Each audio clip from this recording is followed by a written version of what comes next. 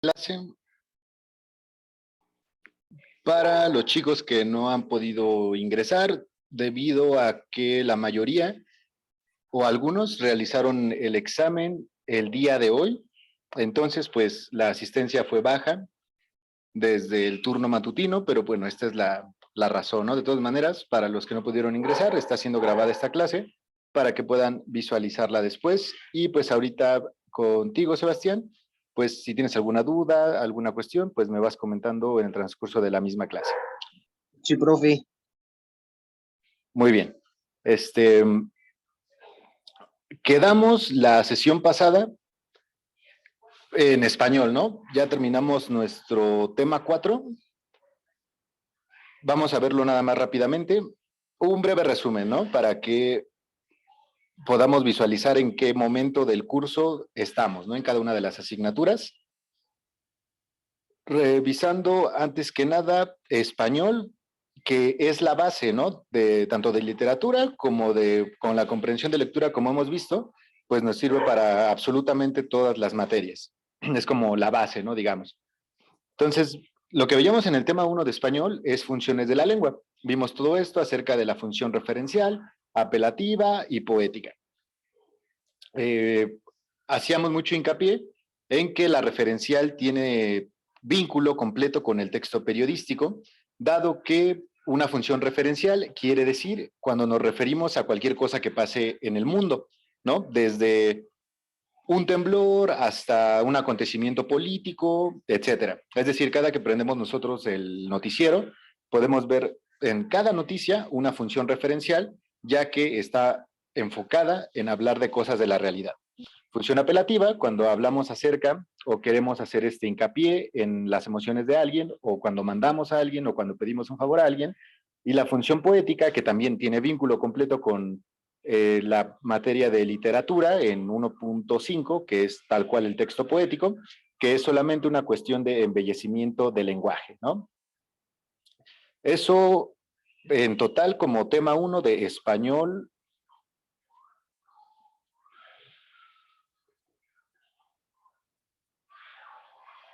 Muy bien, en el tema 2 tenemos formas del discurso. También lo vimos largo y tendido sobre la diferenciación entre una forma descriptiva, narrativa y argumentativa.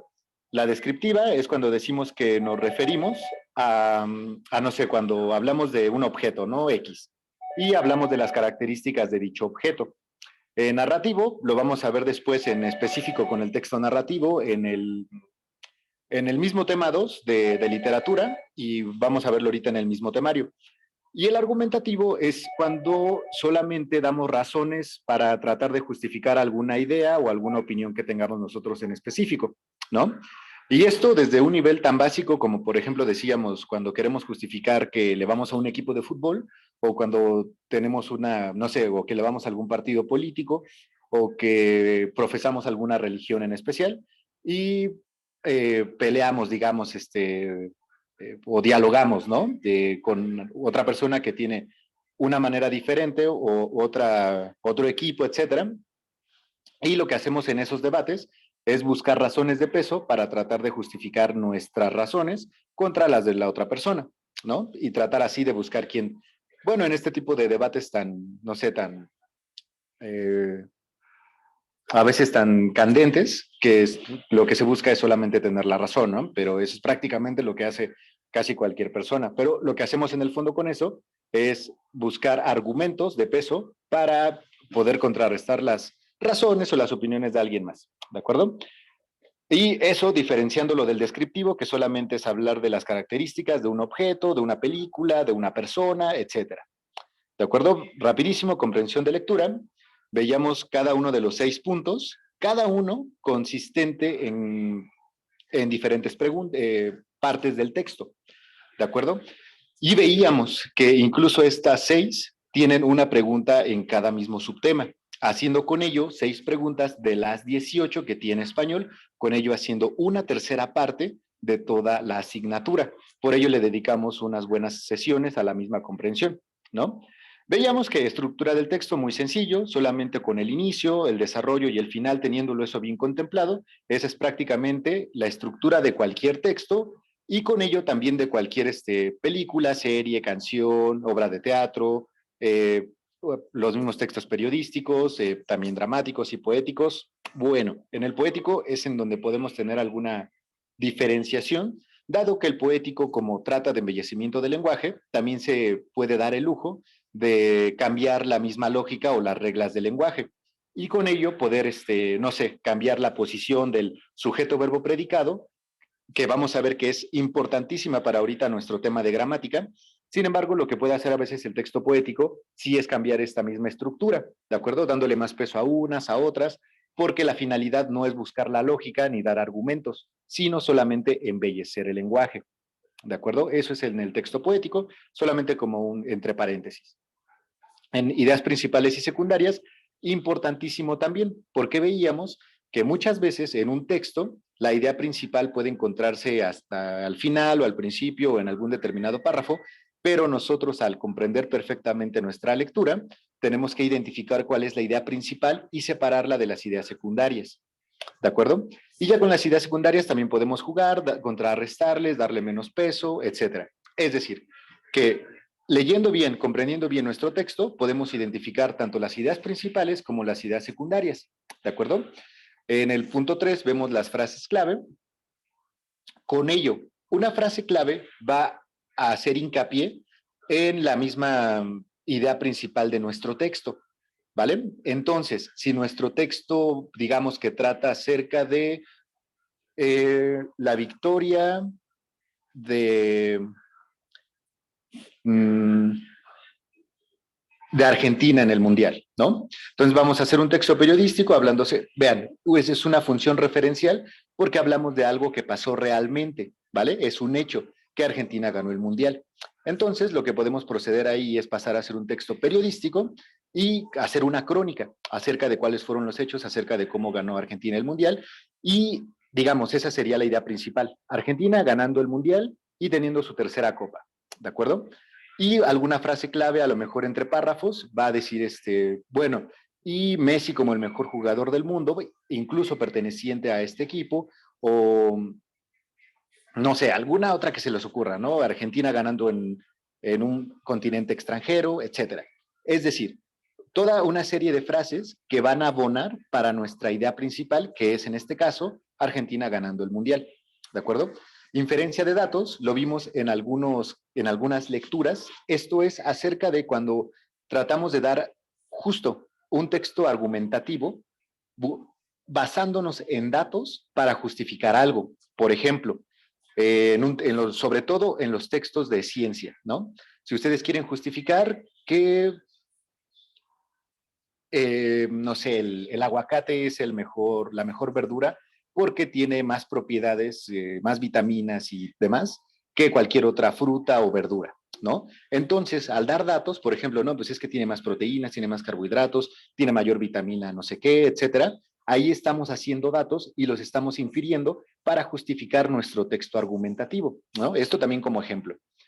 En inferencia de rasgos, sentimientos y motivaciones de los personajes, lo que tenemos es, sobre todo en los textos de índole dramático, en donde vamos a tener muchos personajes. ¿Recuerdan ustedes cuando veíamos con ejemplos de Breaking Bad, de la teoría del Big Bang, de la familia Peluche, etcétera, que veíamos cómo cada uno de esos personajes va a atender a diferente cuestión dependiendo del tipo de género en el que esté? ¿De acuerdo? No va a ser lo mismo, digamos, Sheldon Cooper, a Doctor House, a, no sé, cualquier otro personaje que se les ocurra, ¿no? Pero esto también nosotros lo tenemos que inferir sobre el mismo transcurso de lo que estemos visualizando, leyendo, estudiando, etcétera. ¿De acuerdo? Y pasamos al punto 6, que es el que más nos ha costado trabajo, dada su relatividad, ¿vale? Que es el punto de vista del autor. Este nos ha causado problemas porque hemos visto que es muy relativo. Es decir, como nosotros no sabemos al 100% cuál es el punto de vista del autor porque no sabemos lo que él sabe, no tenemos su cabeza ni sus emociones, entonces es muy difícil llegar a acertar cuál es el punto de vista. Sin embargo, con métodos de eliminación y con lecturas objetivas de los textos, hemos tratado de aproximarnos casi al 90% a lo que podría ser la vista del autor de manera objetiva. ¿De acuerdo? Todo esto entre comillas porque nuevamente el punto de vista del autor jamás lo vamos a saber al 100%. Sin embargo, con las herramientas de lectura que hemos visualizado, podemos acercarnos por lo menos a un 90% y así asegurar pues prácticamente también un acierto, ¿no? Sin embargo, este sí que fue el que más nos costó, dada la relatividad de la misma estructura, ¿no? O de la misma lógica de lo que significa que saber o tener la opinión del autor. ¿De acuerdo? Y el martes pasado vimos la cuestión de gramática. También le dedicamos toda la clase y esto trataba en oración, uso del sujeto, uso del predicado. ¿De acuerdo? Aquí lo más importante es que visualizáramos la estructura de toda oración. ¿Vale? Veíamos que una oración es muchos nombres colocados de manera sintáctica y este orden de las oraciones y de las palabras va a ser estudiada por la gramática, ¿de acuerdo? Nosotros en el día a día utilizamos el lenguaje a como nos dé la gana, porque así lo empezamos a utilizar desde que somos niños, ¿no? Pero imagínense ustedes que están hablando que están escuchando a un chino, a un japonés, a un ruso, a un ucraniano, es decir, alguien que tenga un lenguaje completamente ajeno al nuestro y los escuchamos, ¿no? Y solamente estamos escuchando como es decir, como una línea infinita de sonidos, ¿de acuerdo? Como si escucháramos, no sé, una guitarra en una canción que no para, ¿no? Y que no sabemos en dónde está ni qué, nada. ¿De acuerdo? Solamente son sonidos emitidos y en algún momento empiezan y paran, porque así es el uso, pero digamos que es infinito porque no sabemos en dónde cortarlo. Lo que hace la gramática, entonces, va a ser cortar, fragmentar toda esta línea infinita de sonidos y darles unidades de sentido. Estas unidades de sentido van a ser justamente las unidades semánticas que van a formar sintaxis en las oraciones, ¿de acuerdo? Y van a llamarse nombres, ¿no? Por ejemplo, vamos a poner un ejemplo con nuestras preguntas, ¿no? Haciéndolas ya útiles desde ahorita.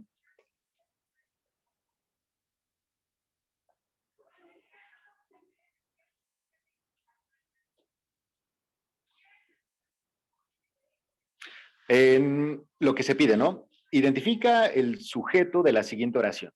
Los científicos, y vean, lo voy a leer rápido a propósito. Los científicos hallaron los huesos de un dinosaurio y algunos restos de otras especies.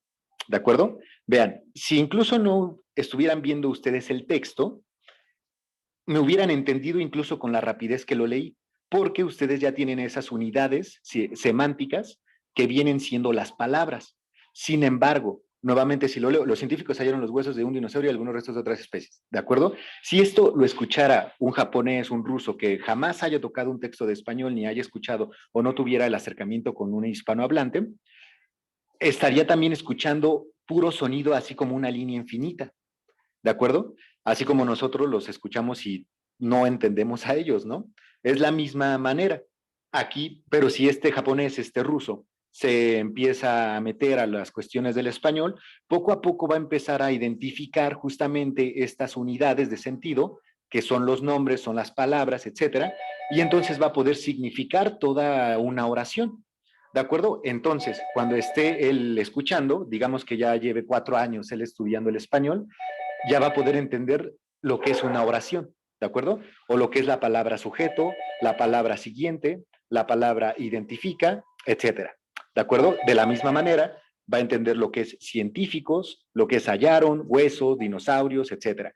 Y cómo todas las palabras que están ligando otras palabras, también las va a entender. En este caso, los es un artículo, así como un es un artículo también. De es una preposición, huesos es un sustantivo, científicos es un sustantivo, un sujeto, especies también, y bueno, también ahí va a empezar a identificar lo que es un sustantivo, un adjetivo, un adverbio, un artículo, una interjección, etcétera. ¿De acuerdo? Entonces, todos estos nombres que nosotros les damos a estas palabras va a ser lo que estudia la gramática, ¿vale? Entonces, miren, con estos ejemplos y con lo que vimos el martes pasado, solamente vamos a responder a esta pregunta. Identifica el sujeto. Recordemos que en prácticamente todos los textos vamos a tener esta lógica de armar las oraciones. Sujeto, verbo y predicado, ¿vale? Nuevamente, puede cambiar esto, pero así como hicimos el ejercicio del martes, en donde cambiamos la primera oración y la pusimos al último, con ello quitando la coma y volviéndolo un texto corrido, aquí no tenemos esta situación. Aquí sí tenemos tal cual el sujeto, el verbo y el predicado. Y recuerden, todo predicado va a estar conectado al sujeto por medio de un verbo todo el tiempo. Si no hay un verbo, entonces no tenemos la estructura de sujeto, verbo, predicado. Y tal vez sea nada más todo un sujeto, o sea, solamente una oración, pero que no tenga el nombre o la característica de ser un predicado. ¿De acuerdo? Porque recordando que es un predicado, es algo que se dice o que se predica justamente del sujeto. ¿De acuerdo, jóvenes? Entonces, con esta lógica, con esta situación, vamos a responder a esta pregunta en el chat o me lo dicen así explícitamente, como gusten. No me acuerdo si esta la vimos el martes, la vimos hoy en la mañana con los chicos de Matutino, pero bueno, vamos a repetirla para que vaya quedando claro en qué consiste, ¿no? Esta es muy sencilla, pero veamos, los científicos hallaron los huesos de un dinosaurio y algunos restos de otras especies. Díganme aquí en dónde está el sujeto. Tenemos obviamente como opciones los huesos, que es un sustantivo también, los científicos, que también es un sustantivo, y el dinosaurio, que también es un sustantivo. Todas estas pueden ser sujetos de la oración. Sin embargo, recordando la estructura de sujeto, verbo, predicado, solamente tenemos un solo sujeto aquí. Tenemos varios sustantivos, pero solamente un sujeto. ¿De acuerdo? Entonces pónganmelo en el chat o díganmelo explícitamente cuál sería el sujeto de la siguiente oración.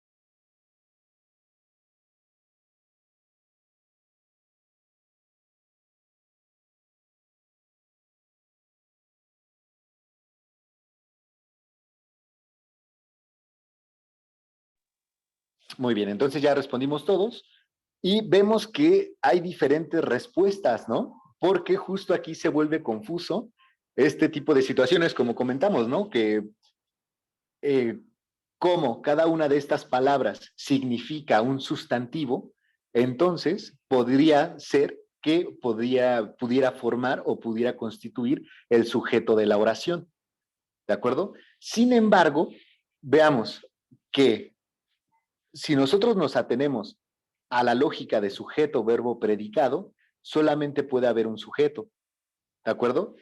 Primero que nada, díganme igual, aquí no es la pregunta, no está en los incisos, pero díganme cuál es el verbo de la oración. Hallaron. Exactamente. Hallaron es la conjugación del verbo hallar de, de la tercera persona del plural, ¿no? De ellos. En este caso, ¿quiénes son ellos? Los científicos, ¿no? Pero es entonces la conjugación del verbo hallar de la tercera persona del plural. ¿Vale? Entonces, vean, si tenemos el verbo ya conjugado, antes de eso está nuestro sujeto y después del verbo está nuestro predicado. ¿De acuerdo, jóvenes? Entonces, ¿cuál va a ser el predicado? Tenemos ya nuestro eje, ¿no? Nuestro eje de toda la oración, que es el verbo. Hallaron. Hacia la derecha del verbo vamos a tener entonces nuestro predicado, que van a ser los huesos de un dinosaurio y algunos restos de otras especies. ¿De acuerdo? Entonces, hacia la izquierda vamos a tener nuestro sujeto. ¿De acuerdo? Y probablemente se volvió confuso porque dice sujeto y aquí dice los científicos, ¿no? Es decir, en plural. Sin embargo, aquí el sujeto está de manera abstracta. ¿De acuerdo? El sujeto solamente constituye una de las tres partes de la oración.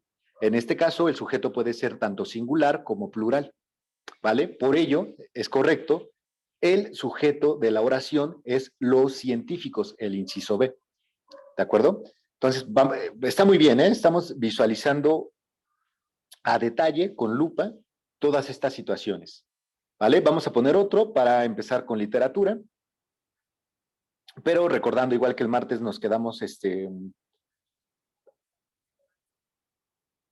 con, con algunas preguntas que no contestamos, ¿no?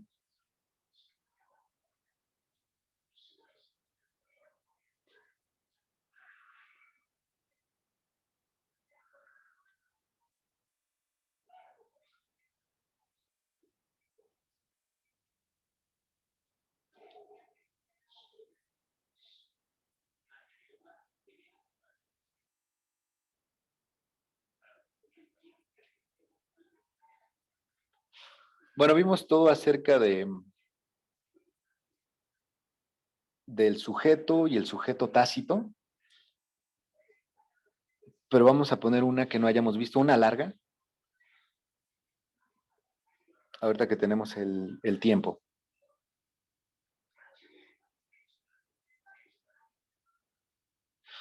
Ah, muy bien. Tenemos otra que corresponde también a nuestro tema 3, ¿no? Que era comprensión de lectura, me parece que era el inciso 2, donde veíamos las ideas principales y las ideas secundarias. Sin embargo, miren, aquí lo volvemos a presenciar y vamos a leerlo, ¿no? Dice, selecciona la opción que contenga la oración principal del siguiente párrafo. ¿De acuerdo? Nuevamente, selecciona la opción de las 4 que tenemos, A, B, C y D, que contenga la oración principal. ¿Vale? Y hemos visto en los otros ejemplos que todos los puntos y seguidos conforman una nueva idea, ya sea secundaria, ya sea principal, etcétera. ¿Vale? Entonces, miren, lo voy a leer pausadamente, lentamente, para que ustedes en su cuaderno vayan llevando su bitácora, pero vayan visualizando también cuál podría ser la idea principal. ¿De acuerdo?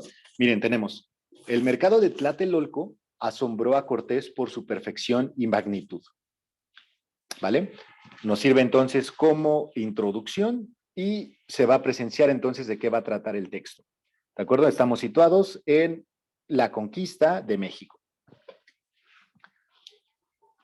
Aunque antes los mercados se establecían cada 5 días, este funcionaba diario. Muy bien, tenemos el sujeto de la oración, que es el mercado de Tlatelolco, y en la segunda idea, o en una oración, ya sea secundaria o principal, pero oración, tenemos que era el único que funcionaba diario, diferenciándose de todos los demás. Ahí llegaban productos de todos los sitios para vender y había todo lo que el hombre podría apetecer. ¿De acuerdo? Tenemos entonces el ahí, que hace referencia directa a nuestro sujeto principal o a nuestro eje temático de todo, hasta ahorita, de todo el texto hasta el momento, ¿no? Pero ese ahí hace referencia a nuestro sujeto. Nuevamente, o bueno, reiteremos ahí llegaban productos de todos los sitios para vender y había todo lo que el hombre podría apetecer. Ahí, nuevamente, todo se encontraba perfectamente ordenado por calles según la naturaleza de las cosas exhibidas para la venta. ¿De acuerdo? Tenemos entonces 2 características del mercado. Uno, que se encontraba de todo, y otro, que las calles estaban perfectamente ordenadas. ¿De acuerdo? Y como último, allí, nuevamente, pero cambia el ahí por el allí, pero es lo mismo. Vean, ahorita que vamos a iniciar también con vocabulario y ortografía, vean también cómo está escrito el ahí y el allí. Ambas son correctas. ¿De acuerdo? Tenemos entonces, allí se reunía la gente, allí se comía y se bebía.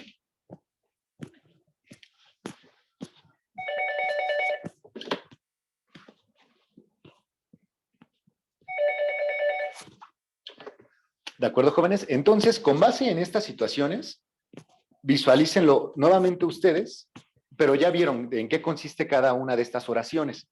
¿de acuerdo? Tenemos el mercado como el sujeto principal y a partir de ahí tenemos las características del mismo, ¿vale? Entonces, igual, ya está leído. Díganme para ustedes, porque vean, se repite el mercado de Tlatelolco, que vendría siendo la primera oración. Antes los mercados se establecían cada 5 días, que venía siendo la segunda oración. Allí se reunía la gente, allí se comía y se bebía, que viene siendo la última oración, y ahí todo se encontraba perfectamente ordenado, ¿de acuerdo? Que vendría siendo la penúltima oración.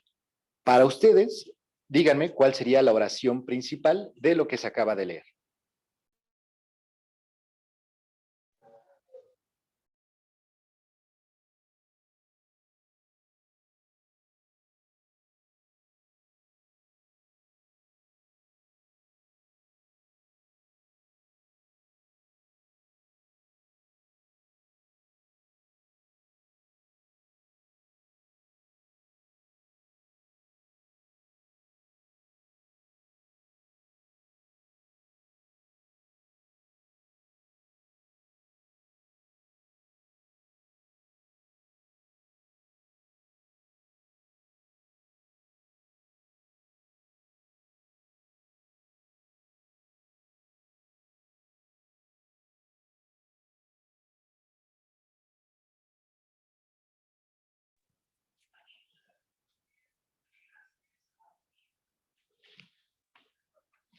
Muy bien, vamos a analizar entonces cada uno de ellos.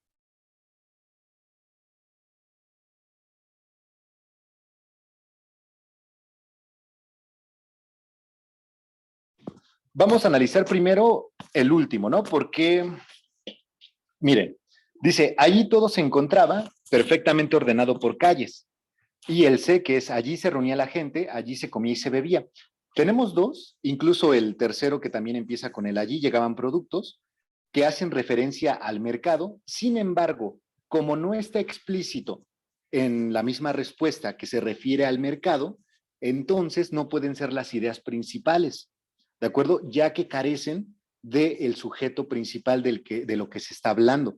Sí, sí está diciendo que allí pasaba ese tipo de cosas, pero si ustedes, por ejemplo, llegan con esa idea principal y se la tratan de explicar a alguien más, digamos no sé, que le quieren explicar a alguien el texto, ¿no? Sin embargo, te va a preguntar, oye, pero ¿de qué trata? Dímelo en una oración.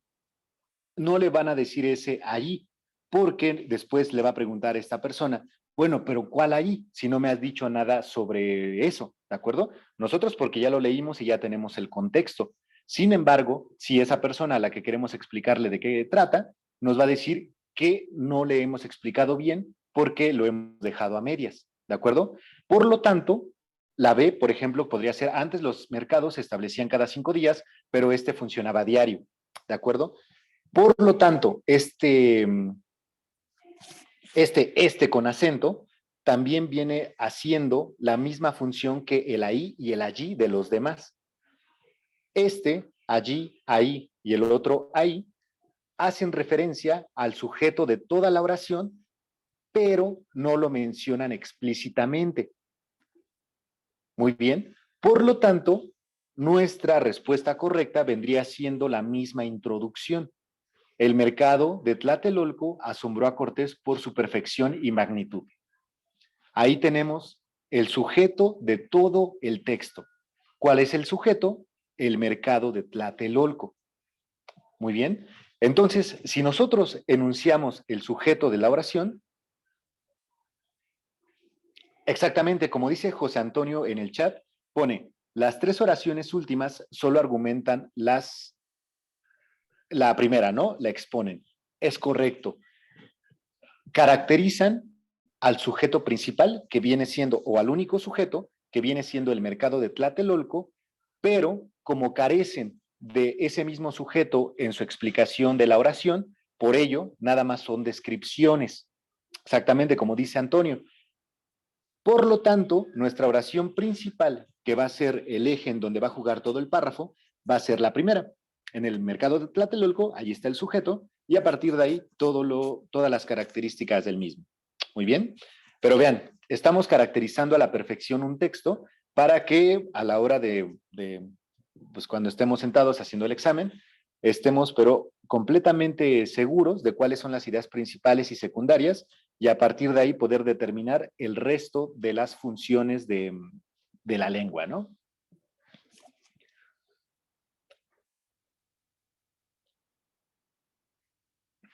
Muy bien, yo creo que hasta aquí podría, bueno, vamos a hacer un último ejercicio que nos lleva unos 5 minutos, uno largo también. Este lo vimos el martes.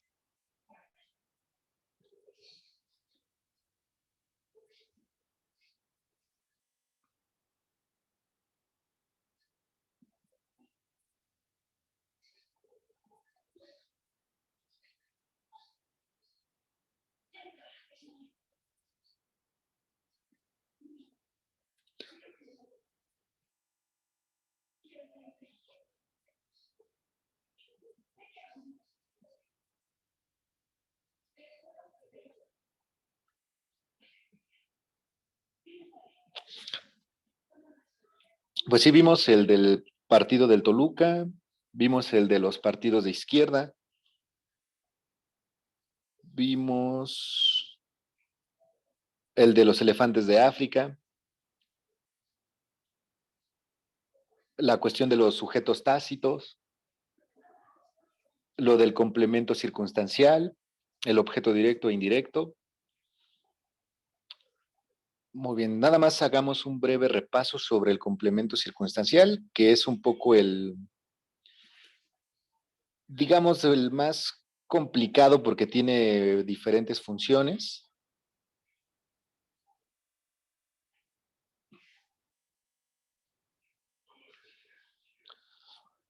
Pero veamos este, ¿no? Ya lo vimos el martes solamente para reafirmar la idea. Un complemento circunstancial es justo, para decirlo con las mismas palabras, el que complementa una oración, pero que no es necesaria para la oración, sino que puede ser intercambiada por otra. Este complemento siempre va a responder a las preguntas básicas que tenemos en el español. ¿Qué, cómo, dónde, cuándo, quiénes, etcétera? ¿De acuerdo? En este caso, en las mayúsculas, responde en nuestro país, es decir, tenemos un lugar geográfico. Esto entonces responde a la pregunta ¿dónde? Por lo tanto, si eliminamos esta palabra en mayúsculas y la ponemos al final de la oración, leyéndola, por ejemplo, la cultura sexenal tiene gran relación con la religión católica en nuestro país. Muy bien. Entonces, podríamos decir, la cultura sexenal tiene gran relación con la religión católica. ¿Ok? Y a partir de ahí podríamos complementarla con alguna otra serie de palabras que respondan a alguna otra pregunta, ¿no? Por ejemplo, al ¿cuándo? La cultura sexenal tiene gran relación con la cultura católica, con la religión católica desde el siglo XV, ¿no? Y este desde el siglo XV va a responder a una pregunta temporal, que es el ¿cuándo? ¿De acuerdo? Y ahí responderíamos ¿cuándo? Desde el siglo XV. ¿De acuerdo, chicos? Entonces, miren, vamos a dejar la oración así. La cultura sexenal tiene gran relación con la religión católica en nuestro país. Díganme, si leemos la oración tal cual así como la acabo de hacer, ¿cuál es el verbo de nuestra oración?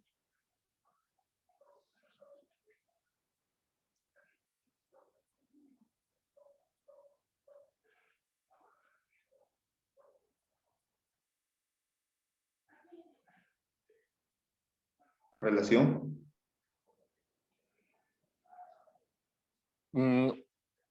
Ok. ¿Alguien más que diga alguna, cuál es el verbo de la oración? Porque recordemos, la pregunta puede venir de diferentes modos, ¿eh? Entonces, esta que les hago es por si de casualidad llega a aparecer alguna de ellas. O tiene. ¿No es la cultura? El verbo, jóvenes. Solo enfoquémonos en el verbo. Tiene. Exactamente, que es una conjugación del verbo tener. ¿De acuerdo? Aquí está conjugado en la tercera persona del singular, que vendría siendo el, recordemos, ¿no? Yo, tú, él, nosotros, ustedes, ellos. La primera persona del singular, el yo, la segunda, el tú, la tercera, el él, la primera del plural, nosotros, la segunda del plural, ellos, no, perdón, ustedes, nosotros, ustedes, y la tercera persona del plural, ellos. ¿De acuerdo? Entonces, exactamente, tiene es el verbo conjugado en segunda persona. Entonces, recordemos, a la derecha del verbo tenemos nuestro predicado y a la izquierda del verbo tenemos nuestro sujeto de la oración. ¿Vale? Entonces, con esto, díganme cuál es el sujeto de la oración de este fragmento.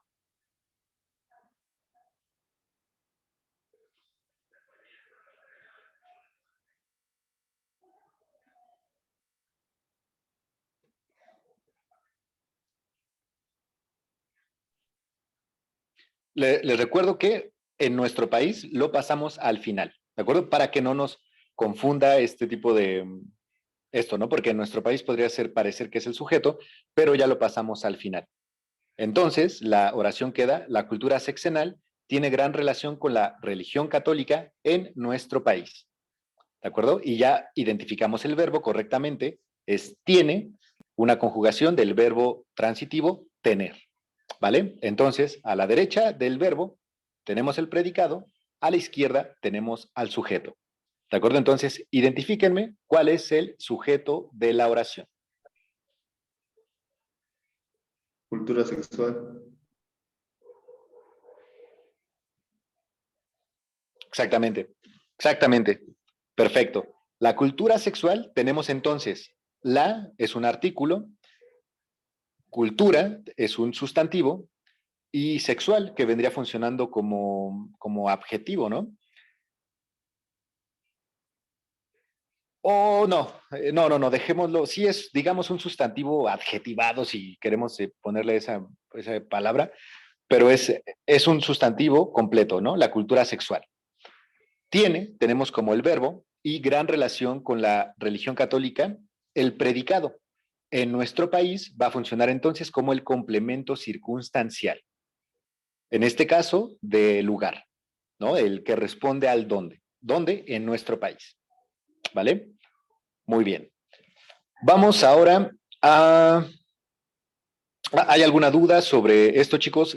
Recordemos, esto lo vamos a ir viendo todavía más, lo vamos a ir matizando con más ejemplos, etcétera. Pero si hay alguna duda en general, díganme y regresamos sin ningún problema, ¿vale? O si todo está bien, igual díganme y pasamos a la literatura.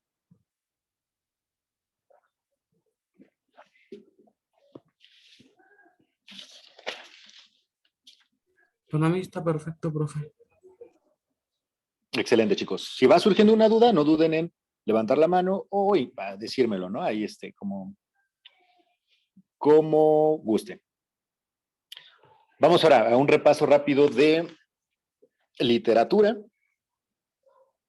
que igual vamos bastante bien. Entonces, si en algún momento llegamos a terminar el temario antes de la segunda de mayo, podemos regresar a algún tema que haya sido el más complicado, el que haya sido el más extenso, pero por cuestiones de que no lo hayamos abordado bien, no existen, ¿de acuerdo? Todos los hemos abordado de manera cabal, por lo tanto, vamos a regresar a ellos solo si el tema fue complejo o si tenemos dudas al respecto, ¿no? Vamos a recordar que nuestro tema 1 de literatura fue el texto en general. Y de ahí lo fuimos dividiendo, o se fue dividiendo aquí al respecto de la guía, en el texto periodístico, el texto dramático, el texto poético, etcétera. Empezamos primero con lo que fueron las propiedades del texto, reconocimos en el texto lo que es el propósito del autor, la adecuación y la cabalidad. Recuerden siempre estas dos palabras. Adecuación, que es solamente trata de que no nos contradigamos en nuestros escritos, ¿no? Y cabalidad solamente trata de utilizar el lenguaje correcto para poder darnos a entender de manera perfecta, ¿no? Es muy simple, pero recordemos esta diferenciación entre ambas porque es muy probable que una de las dos venga como pregunta. Coherencia no, y coherencia solamente es también que literalmente cuando se nos dice que seamos coherentes ¿no? Imagínense, es muy claro, ¿no? Imagínense a alguien que está borracho y que empieza a hablar y no se le entiende qué dice, ¿no? Y que se le dice, estás hablando, estás siendo muy incoherente. Es literalmente eso, ¿no? En cambio, cuando estamos sobrios y cuando hablamos de manera correcta, utilizando bien las reglas del lenguaje, entonces ahí estamos siendo coherentes, ¿no? Muy simple. En el 1.2 tenemos la relación entre la función lingüística y su organización textual, temas que abordamos en los temas de español de manera también perfecta, ¿no? La función referencial de la lengua, lo que vimos al inicio de esta sesión, función apelativa de la lengua y función poética de la lengua, ¿no? También esto aquí se está repitiendo nada más y lo está ligando a lo que es la organización textual. En 1.3 vimos en toda una clase lo que fue el texto periodístico, dándole hincapié sobre todo a los propósitos del autor, ya sea para denunciar, sea para opinar, sea para informar, exponer, argumentar, etcétera. Y vean, como decíamos igual, la función referencial de la lengua que vimos en el tema 1 de español tiene completo vínculo con el texto periodístico. Porque cuando nosotros hablamos de las cosas de manera periodística, es decir, cuando vemos las noticias, cuando nosotros hacemos un artículo para un periódico, ¿no? Cuando hacemos una entrevista, un reportaje o una crónica, entonces lo que hacemos es referirnos perfectamente a los hechos. Recordemos nuevamente nuestro ejemplo del Mundial, ¿no? Si ustedes fueran escritores del periódico Milenio, Reforma, Esto, o incluso solo los de deporte, ¿no? Los periodistas de deporte también son periodistas, ¿no? Porque hablan justo de la realidad. Imagínense entonces que ustedes son este periodista y se les pide como trabajo hacer una crónica de todo el mundial, ¿de acuerdo? Entonces, lo que ustedes tienen que ir haciendo es, en primer lugar, marcar cuál fue el lugar del mundial, ¿no? Cuál fue la fecha en que pasó el mundial y explicar por qué en esta ocasión fue otra fecha distinta a las pasadas que han sido en junio y en julio, ¿no? ¿Por qué ahora fue en noviembre y en diciembre? ¿No? Explicar como periodistas por qué. Y ahí ustedes estarían metiendo datos, que es lo que veíamos también en español, ¿no? Inferencia de datos.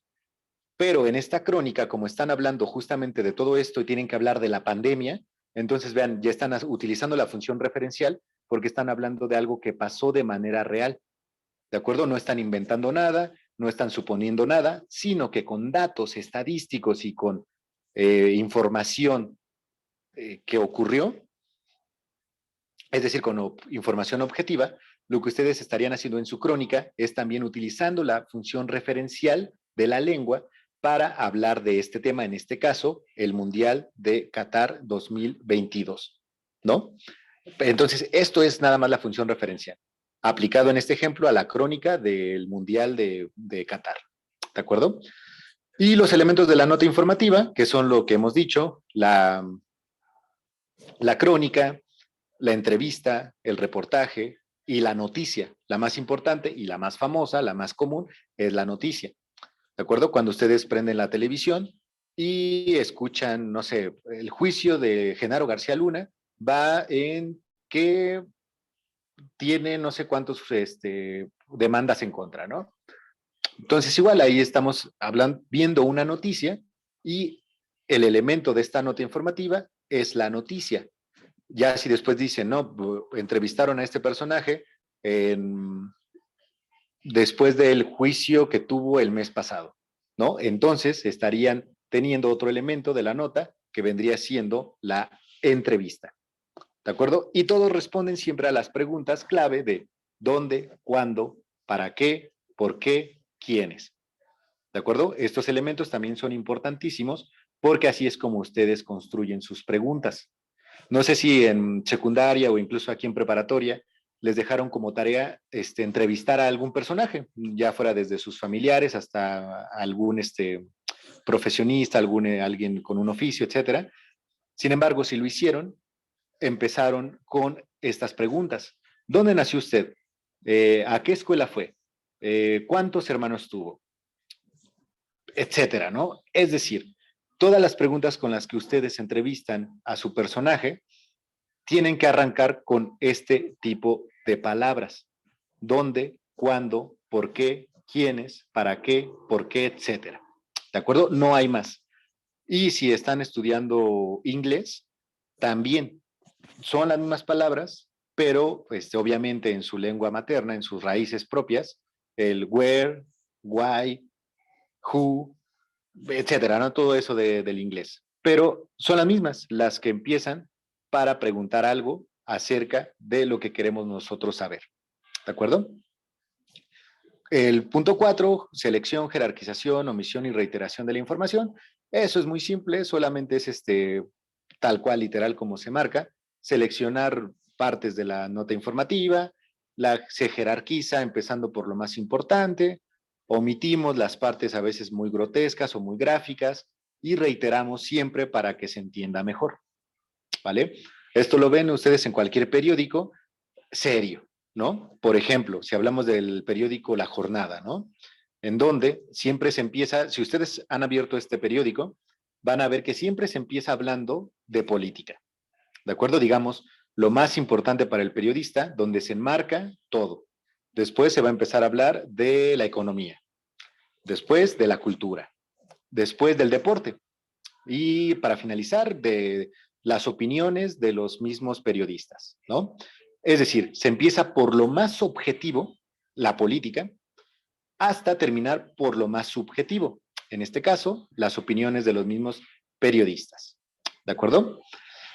En el punto 4 vemos el texto dramático, que también le dedicamos bastante tiempo, dividiéndolo en lo que era drama, tragedia y comedia, y también con diferentes ejemplos, desde series dramáticas como Breaking Bad, hasta pinturas trágicas como el que vimos de Goya, hasta eh, series cómicas, ¿no? Como La teoría de Big Bang, La familia Peluche, South Park, Los Simpson y demás, ¿no?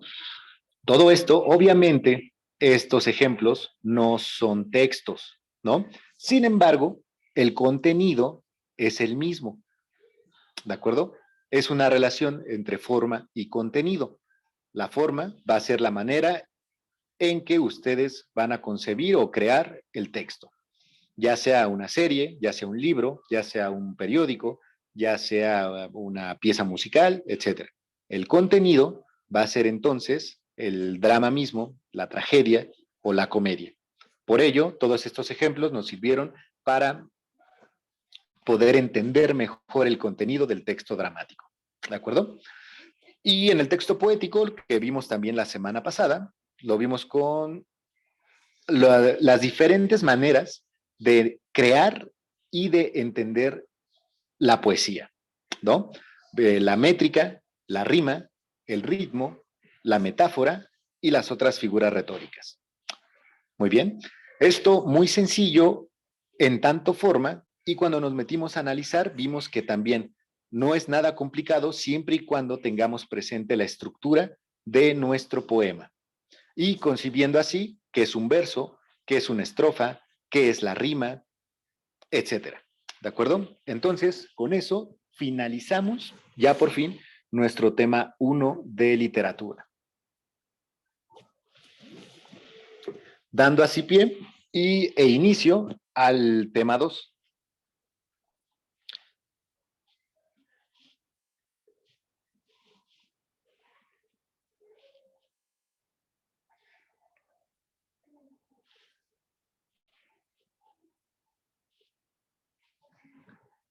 Muy bien, y vean, nuestro tema 2 se llama Géneros y corrientes literarias.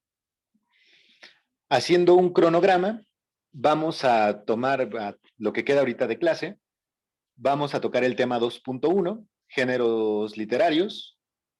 La siguiente clase vamos a revisar la corriente literaria del realismo, para dentro de 15 días la corriente literaria contemporánea, para de aquí a 3 semanas el texto narrativo, en específico el cuento, y de aquí a 4 semanas la novela, ¿vale? Y ya en una quinta semana, que ya es la última, la primera semana de mayo, vamos a revisar el tema 3, que es el de cómo citar, cómo crear bibliografía, etcétera. Es muy sencillo porque es solamente de forma y todos estos, el tema 1 y el tema 2 han sido de contenido, es decir, que hay muchísima información, porque hay muchos conceptos por definir, por matizar, por aterrizar y demás. Y en el otro ya es muy simple, solamente es cómo citar de manera adecuada y que incluso ya lo hemos hecho en un par de ejercicios previamente, ¿no? Entonces vamos a ver esto. Géneros literarios, épico, lírico y dramático. ¿Recuerdan ustedes? Esta es una pregunta para todos, ¿vale? ¿Recuerdan ustedes que había una pregunta en uno de los textos que vimos en el tema 1? Y la pregunta decía, este texto lo crea su autor con la finalidad de que sea representado. ¿De acuerdo? Es decir, a diferencia de de otros textos, por ejemplo, que se utilicen para describir o para opinar, en este texto específico se crea para llevarlo a su representación, ya sea para concebirlo en una obra de teatro o para llevarlo a la televisión, a alguna serie, alguna película, a, o bueno, nada más esas, ¿no? Es decir, el texto es creado para llevarlo a la televisión, para una película, a una serie o para el teatro. ¿Recuerdan cuál es este texto, jóvenes? Sí. ¿Cuál es? Dramático. ¿Cuál, perdón? Dramático. Exactamente, José. El texto dramático. ¿De acuerdo? Esto nos va a servir muchísimo porque vamos a poder, ahorita ya diferenciar muy rápido los géneros y literarios, ¿no? Vean, tenemos el texto dramático en ambos temas.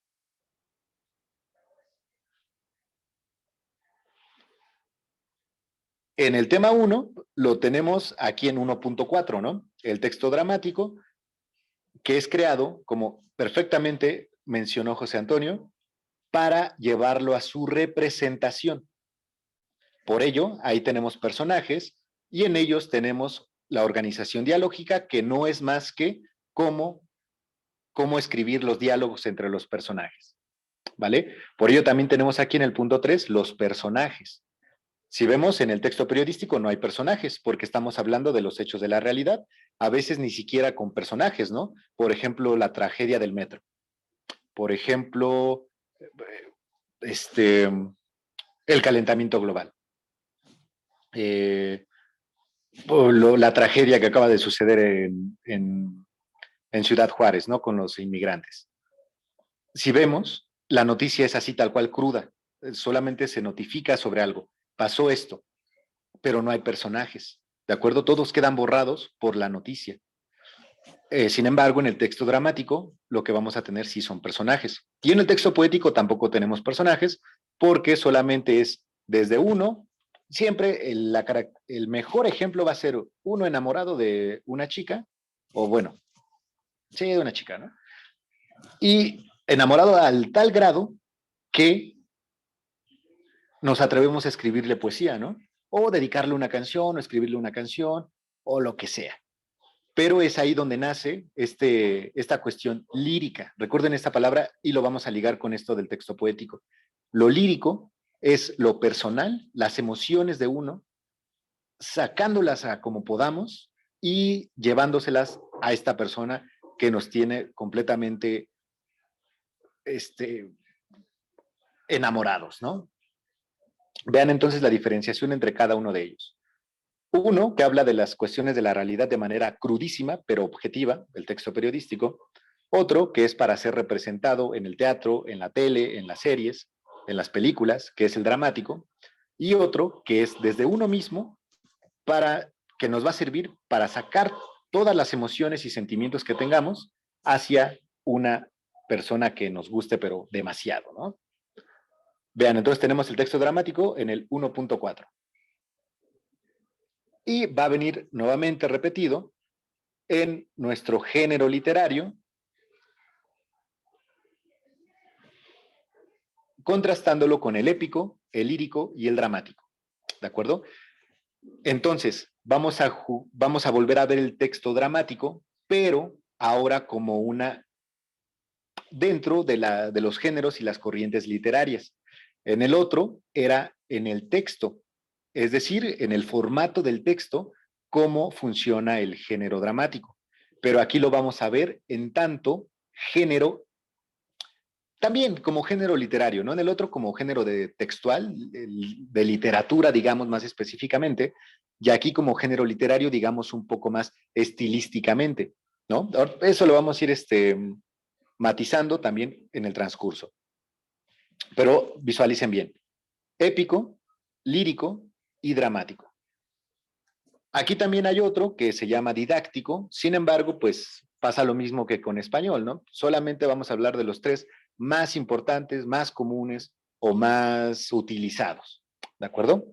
Y queda así entonces el cronograma, ¿vale, chicos? Próxima, realismo, contemporánea la que sigue y así nos vamos, para ir con este perfecto paso que llevamos.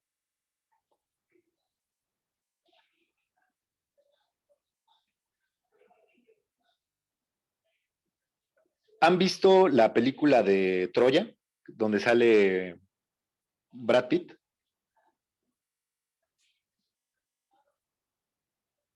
Que es sobre la guerra entre griegos y troyanos. Creo que sí. No. Vale, entonces les voy a mandar una, solo para que vean el tráiler, ¿no? Está muy buena.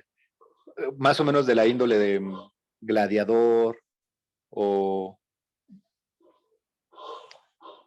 Bueno, de este tipo como de guerras de antiguas. Pero bueno, les pregunto por qué esta película es una adaptación hollywoodense, pero de los libros de Homero, de la Ilíada, la Odisea y por ahí uno que otro también de Grecia, pero en específico de los de Homero, sobre todo del primero, la Ilíada. Y en este libro, Homero lo que hace es el primer libro de Occidente, es el libro fundamental, fundacional de la cultura que nosotros tenemos hoy en día. Todos los valores que tenemos, lo que creemos del amor, lo que creemos, el desarrollo mismo de la ciencia, de la filosofía, del arte, nace a partir de este texto, la Ilíada. ¿De acuerdo? La política, ni se diga, ¿no? Y bueno, esto se los digo porque la película adapta este libro de Homero, que es la Ilíada, y en este libro se ve lo que es el género épico, que vamos a ver a continuación. Solo se los preguntaba para que, nuevamente, ¿no? Como Breaking Bad y eso, sirve para ilustrar mejor nuestro contenido textual.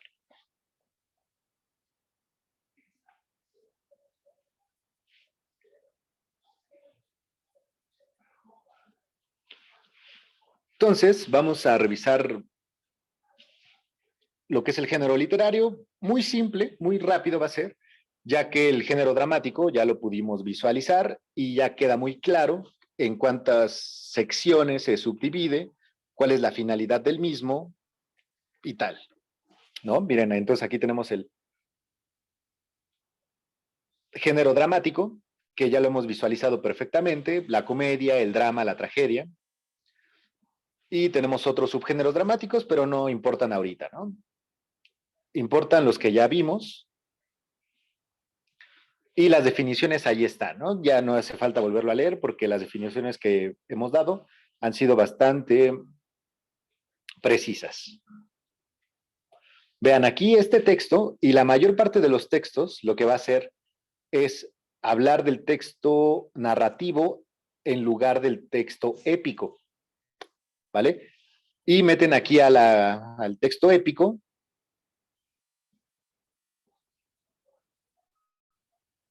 en el narrativo, ¿vale? Miren, aparece aquí como poema épico.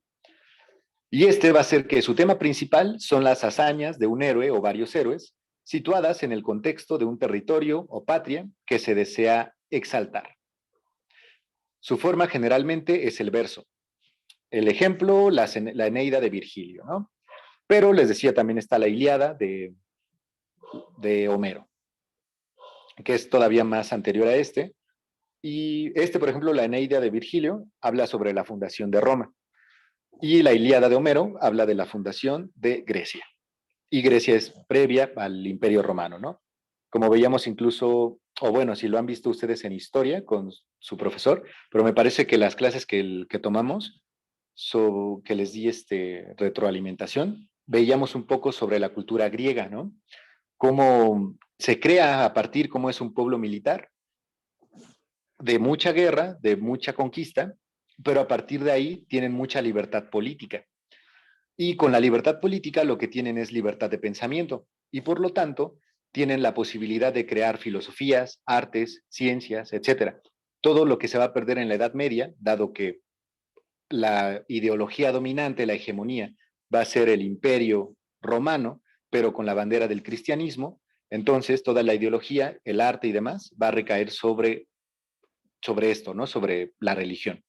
Sin embargo, en Grecia lo que teníamos como cultura fundadora de toda la civilización occidental, vamos a tener la libertad de pensamiento a todo lo que da, ¿vale? Por ello, es una lástima que aquí en las guías no aparezca la cultura griega, pero si a ustedes les gusta el Renacimiento, la Ilustración y demás, todo ello va a tener un origen, un nacimiento con los griegos, ¿vale? Entonces, quédenselo aquí perfectamente grabado, lo que es el género épico, el género dramático, que ya no lo vamos a ver porque lo hemos ahondado abundantemente, y el género lírico, que como veíamos, es el más personal de todos, ¿de acuerdo? Cuando ustedes, nuevamente, si han dedicado canciones o han escrito poemas a alguien que les guste, lo que están haciendo es expresar desde su propia persona, desde sus propias emociones y sentimientos, todo, digamos, toda la belleza posible, todo el alcance que tengan de belleza, pero plasmado en estas palabras que van a ser emitidas a un receptor,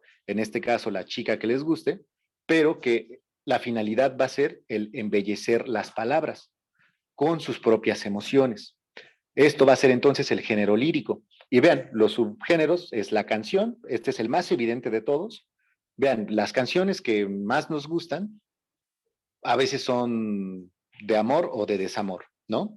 Pensemos en la más famosa de todas, El Triste de José José, ¿vale? Es completamente de alguien enamorado, pero que se siente completamente miserable, ¿no? Esto no es nada objetivo, no está haciendo un análisis científico de la miseria, ¿no? O nada. Lo que está es nada más sacando toda su emoción con la canción y sacándola a todo pulmón, ¿no? Eso es lo que es el género lírico, la pura subjetividad, pero creando arte o creando poesía. Tenemos otras, elegía, oda, sátira, que no van a ser tan importantes porque aquí lo que solamente se nos pide es que entendamos lo que es el género lírico, ¿de acuerdo? Y la definición está aquí. El género lírico tiene como función la expresión de los sentimientos del autor con respecto a un tema y generalmente es escrito en verso. Este género presenta 5 subgéneros que son los que acabamos de leer. Sin embargo, vean, aquí está lo importante, la expresión de los sentimientos del autor, ¿vale? No va a ser el autor pensando de manera objetiva o que vendría siendo, no sé, el, el texto periodístico, ¿no? El autor hablando de la realidad. No, solamente es el autor hablando desde sus propios sentimientos. Por eso siempre ligan esto, género lírico con canciones, ¿de acuerdo? Entonces, eso va a ser. Muy simple. El narrativo, olvidémoslo aquí y solo quedémonos con el épico, que va a ser acerca de las guerras, acerca de héroes, y es el más antiguo de todos. Es el menos famoso hasta el momento porque ahorita ya no hay guerras de manera tan constante, ¿no? O sea, nosotros no hemos vivido una guerra en los años que llevamos vivos, ¿no? Incluso no hemos tenido una guerra desde la revolución, de ya hace más de 100 años. Sí hay lo que se dice las guerras contra el narcotráfico, guerras civiles y tal, pero no son de esta... Y bueno, ahí sí podríamos hacer un paréntesis, ¿no? Porque los narcocorridos, las películas como El Infierno, etcétera, lo que sí hacen es homenajear al narco, ¿no? Y las guerras suscitadas entre los mismos narcotraficantes. Entonces ellos sí están haciendo una manera casi, casi como poemas épicos, porque dentro de la guerra, dentro de la muerte que está en sus contextos familiares y sociales, tratan de hacer arte, ¿no? Con canciones como los narcocorridos, como películas que enaltecen a estos héroes, que son héroes literalmente para estas sociedades, ¿no? Para estas comunidades. Entonces, digamos que sí podríamos todavía hablar del poema épico actualmente en este tipo de situaciones. Sin embargo, bueno, antes eran más heroicas porque no se peleaba por tener dinero y mujeres y coches y drogas, ¿no? Sino que antes se hacía por proteger la ciudad contra las acechanzas de los otros imperios y demás, ¿no? Entonces, digamos que sí hay algo de eso, pero el poema épico como tal es mucho más grandioso de lo que pudiera ser un narcocorrido, ¿no? Y en el género dramático ya lo hemos abundado, este está más claro que el agua, y el lírico también, muy claro, solo vinculándolo con las canciones, con los poemas que nosotros les hacemos a esa morrita especial, ¿no? Y vamos a leer solamente un par de preguntas.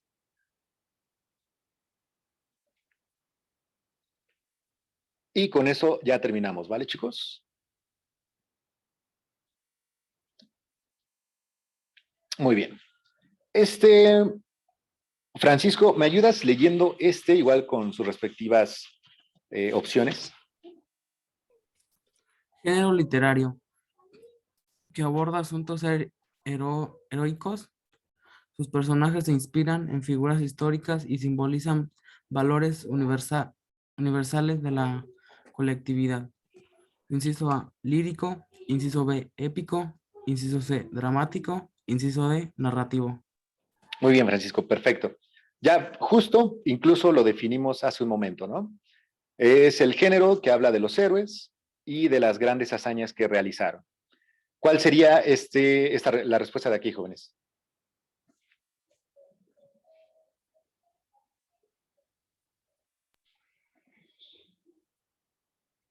Recordemos, no es el que está escribiendo una canción y un poema, no es el que lo está escribiendo para ser representado, ¿vale?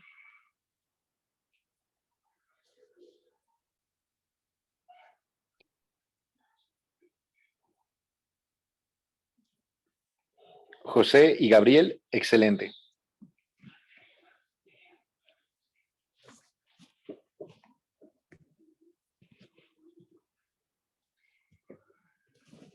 ¿Todos estarían de acuerdo, chicos, en que sería la B, épico?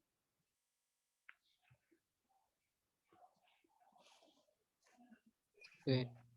Muy bien, excelente, Pablo. Así es, ¿no? El épico. Vámonos con la siguiente.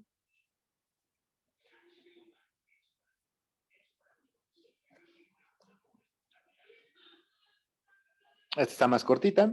En esta me ayudas, Gabriel, por favor. Igual con las opciones.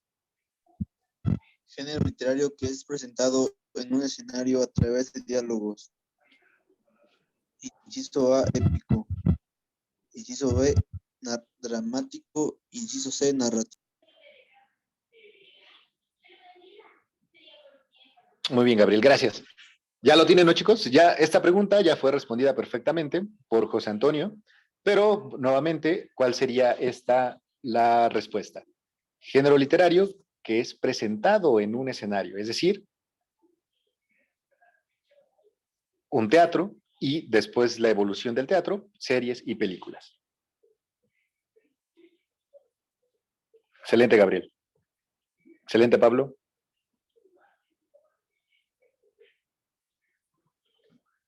Sí es claro, ¿no? Este es muy claro. Muy bien, Francisco. Perfecto. El dramático. ¿De acuerdo? Y dramático, ya sabemos cuáles son sus subdivisiones: drama, tragedia y comedia. Vamos con el siguiente.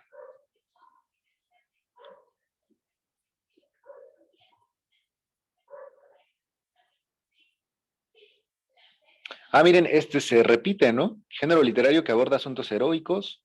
Sus personajes se inspiran en figuras históricas y simbolizan valores universales de la colectividad. Entonces está repetido. Es el épico, obviamente.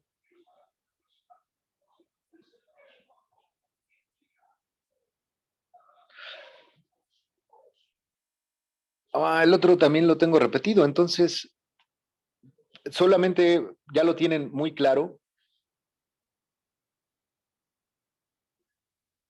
Mira, en este ejemplo también viene repetido en 2 o 3 guías, ¿vale?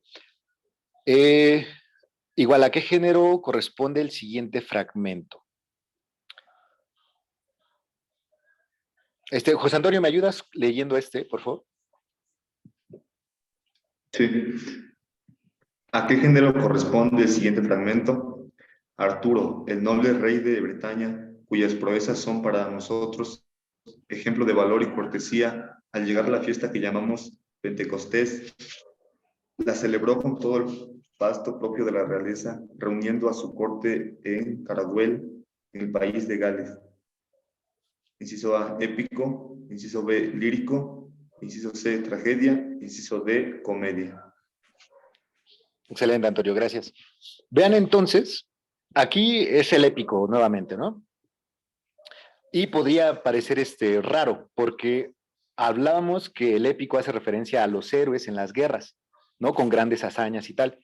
Pero miren, también regresando a lo que hace la clase burguesa y que se apropia también incluso de las proezas de los grandes, eso mismo hace aquí. Entonces, el rey de Brede, también ellos se apropian de este tipo de géneros y por ello también se ponen, digamos, la medallita de que podría ser el género épico para ellos.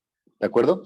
Pero esto, digamos, también ténganlo presente, porque también lo que es esto de los reyes y haciendo sus noblezas y no sé qué, también eso te pertenece a lo épico. Pero también vinculándolo a lo que hacían los héroes, realmente héroes porque iban a guerra con una lanza y una armadura nada más, y con ello defendiendo toda una nación, eso sí es lo épico, ¿no? Sin embargo, bueno, también para este tipo de personajes a lo largo de la historia también se le da este tipo de género épico. Y si hay algún tipo de confusión, solamente recuerden que tragedia y comedia aquí no debería de entrar, ¿de acuerdo? Porque tragedia y comedia pertenecen, pero al texto dramático, ¿de acuerdo? Estos no son géneros. Tragedia y comedia no son géneros, así como lo estamos viendo géneros literarios, ¿no? Sino que son, para no confundir, son partes del texto dramático o, digamos, géneros del texto dramático. Pero aquí, como estamos hablando de géneros literarios, solamente estaría el épico y el lírico. ¿De acuerdo? Y entonces aquí el lírico no entra porque no está hablando en primera persona, ni está hablando de emociones, ni de sensaciones, ni de nada.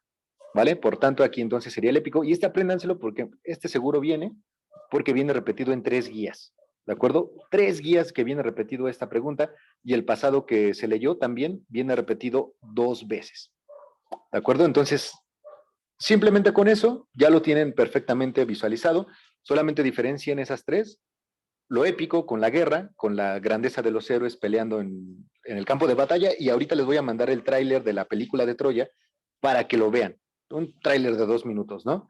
Y ese va a representar lo que es el género épico. El dramático ya lo vimos con Breaking Bad, la teoría del Big Bang y el infierno, ¿no? Eso en el dramático, representaciones en películas y series y películas y pinturas, y el poético, ¿no? El poético muy, muy simple. No, perdón, en el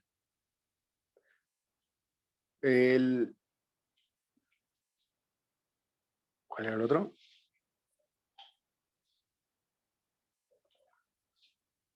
El lírico, ¿no? El lírico, que es el de las canciones y es el de completamente personal de cada uno de ustedes. ¿Vale, jóvenes? Entonces, vamos a dejarlo aquí. Perfecto, muy bien por todos, muy bien contestado. Nos vemos el martes para...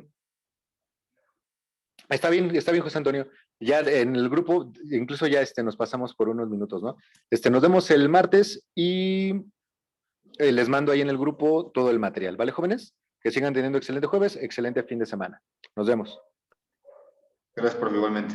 Nos vemos. Luego. Que estén muy bien. Hasta luego, chicos.